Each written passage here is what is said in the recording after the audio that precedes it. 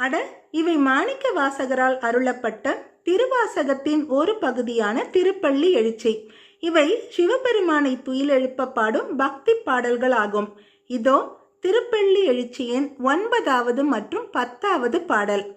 விண்ணகத் தேவரும் நன்னவும் மாட்டா விழுப்பொருளே உன் தொழும்பு அடியோங்கள் மண்ணகத்தே வந்து வாழச் செய்தோனே வன் திருப்பெருந்துறையாய் வழியடியோம் கண்ணகத்தே நின்று களித்தரு தேனே கடலமுதே கரும்பே விரும்பும் அடியார் எண்ணகத்தாய் உலகுக்கு உயிரானாய் எம்பெருமான் பள்ளி எழுந்தருளாயே.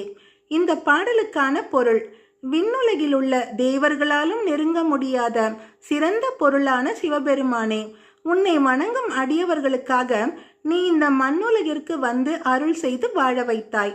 வளம் நிறைந்த திருப்பெருந்துறையில் வசிப்பவனே, பரம்பரை பரம்பரையாக உனக்கு பணிவிடை செய்யும் அடியவர்களின் கண்களுக்கு மட்டும் தெரியும் இனிய தேனே, பார்க்கடலில் கிடைத்த அமுதமே கரும்பே, உன்னை அணுகும் அடியவர்களின் எண்ணங்களில் நீக்கமர நிறைந்திருப்பவனே, நீயே இந்த உலகின் உயிர்.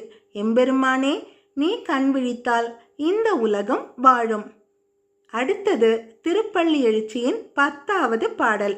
புவனியில் போய் பிறவாமையில் நாள் நாம் போக்குகின்றோம் அவமே இந்த பூமி சிவன் உய்ய கொள்கின்ற வாரென்று நோக்கி திருப்பெருந்துறை உறைவாய் திருமாலாம் அவன் விருப்பெய்தவும் மலரவன் ஆசைப்படவும் நின்னலர்ந்த மெய்க்கருணையும் நீயும் அவனியர் புகுந்தமை ஆட்கொள்ள வல்லாய் ஆரமுதே பள்ளி எழுந்தருளாயே.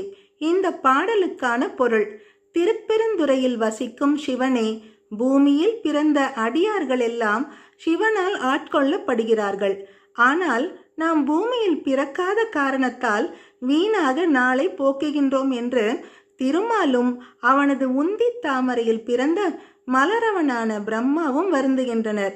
எனவே நீ உண்மையான கருணையுடன் இந்த உலகிற்கு வந்து எங்களை ஆட்கொள்ள வல்லவனாய் இருக்கிறாய். எவருக்கும் கிடைக்காத அமுதமே, நீ பள்ளி எழுந்தருள்வாயாக.